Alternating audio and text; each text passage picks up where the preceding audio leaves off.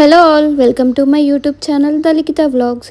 ఈరోజైతే నేను tasty and సింపుల్గా పన్నీర్ కర్రీ ఎలా చేయాలో చూపించబోతున్నాను. ఎక్కువ మసాలాలు లేకుండా చాలా సింపుల్గా ఫస్ట్ టైం చేసే వాళ్ళైనా ఈజీగా చేసేలాగా ఉంటుంది. ఈ కర్రీ అయితే మనకి చపాతీలోకైనా రైస్లోకైనా చాలా బాగుంటుంది. మస్ట్ ట్రై, ఖచ్చితంగా ట్రై చేసి చూడండి. సో లేట్ చేయకుండా ఇంకా ఎలా చేయాలో చూసేద్దామా.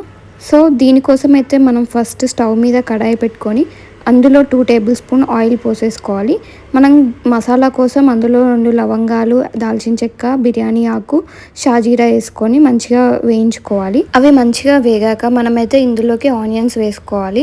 నేనైతే ఆనియన్స్ కట్ చేసిన క్లిప్ రికార్డ్ చేసా అనుకున్నా, బట్ అది రికార్డ్ అవ్వలేదు. సో మనమైతే ఇందులోకి ఆనియన్స్ వేసేసుకొని అది మంచిగా బ్రౌనిష్ కలర్ వచ్చేలాగా వేయించుకోవాలి. ఆనియన్స్ అనేవి ఒక 50% కుక్ అయిన తర్వాత మనమైతే అందులోకి ముందుగా కట్ చేసుకున్న టమాటోస్ వేసుకోవాలి. టమాటోస్ అయితే మనం పెద్ద సైజులో కట్ చేసుకున్న ప్రాబ్లం ఏం లేదు, ఎందుకంటే ఇవి ఎలాగో మనం మిక్సీ పడతాం కాబట్టి. సో మనమైతే ఆనియన్స్ని టమాటోస్ని మంచిగా ఫ్రై చేసి పక్కన పెట్టేసుకోవాలి.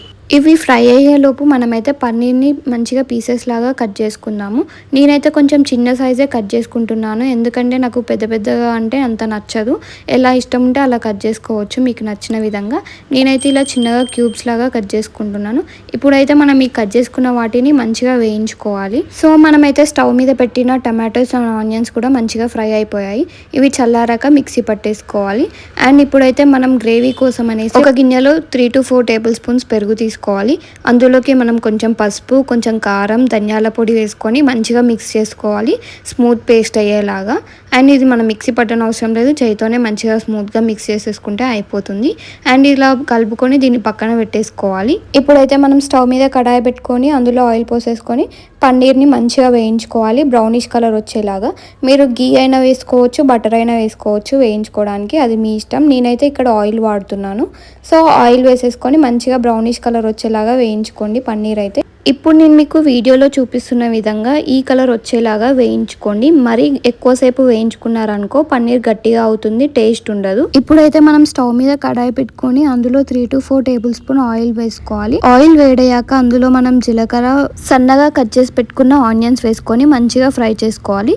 అలా ఫ్రై అయ్యాక అందులో మనం కొంచెం అల్లం వెల్లుల్లి పేస్ట్, కరివేపాకు వేసుకొని మంచిగా మిక్స్ చేసేసుకోవాలి. అవి మంచిగా వేగాక మనమైతే ముందుగా మిక్సీ పట్టుకున్న టమాటో అండ్ ఆనియన్స్ పేస్ట్ ని అందులో వేసుకొని మంచిగా ఫ్రై చేసుకోవాలి. ఒక 20% కుక్ అయిన తర్వాత మనం ముందుగా కలిపి పెట్టుకున్న కర్డ్ ని అందులో వేసేసుకోవాలి. అది మంచిగా ఫ్రై అయ్యాక మనమైతే ఇందులో కొంచెం సాల్ట్ అండ్ కారం వేసుకొని మంచిగా కలుపుకొని కొద్దిసేపు ఉడకనివ్వాలి. ఇప్పుడైతే మనం ముందుగా ఫ్రై చేసి పెట్టుకున్న పన్నీర్ ముక్కల్ని ఇందులో వేసేసుకొని మంచిగా మిక్స్ చేసేసుకోవాలి. మనకి గ్రేవీ ఎక్కువ రావాలంటే అందులో అయితే మనం కొంచెం వాటర్ పోయాలి. నేనైతే గ్రేవీ ఎక్కువ రావడం కోసమని కొన్ని వాటర్ పోసేసుకుంటున్నాను. ఇప్పుడు మనం మంచిగా మిక్స్ చేసేసుకొని మూత పెట్టుకొని మంచిగా ఆయిల్ తేలేంత వరకు ఉడకనివ్వాలి. అలా ఉడికిన తర్వాత మనం కొంచెం కసూరి మేతి, కొత్తిమీర వేసేసుకొని గార్నిష్ చేసేసుకుంటే అంతే అండి, పన్నీర్ కర్రీ రెడీ. చాలా మందికి పన్నీర్ కర్రీ విత్ రైస్ అంటే అంత నచ్చదు, బట్ ఇలా ఒకసారి ట్రై చేయండి, ఖచ్చితంగా మీకు నచ్చుతుంది.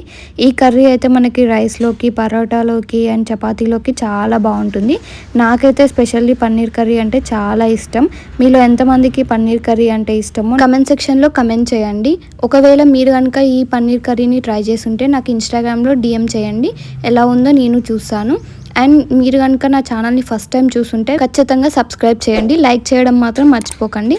అండ్ మీకు ఎలా అనిపించిందో కమెంట్ సెక్షన్లో కమెంట్ కూడా చేసేయండి. చలో మరి మంచి వీడియోతో మళ్ళీ మీ ముందుకు వచ్చేస్తాను. This is Likhitha signing off. Bye guys, love you all.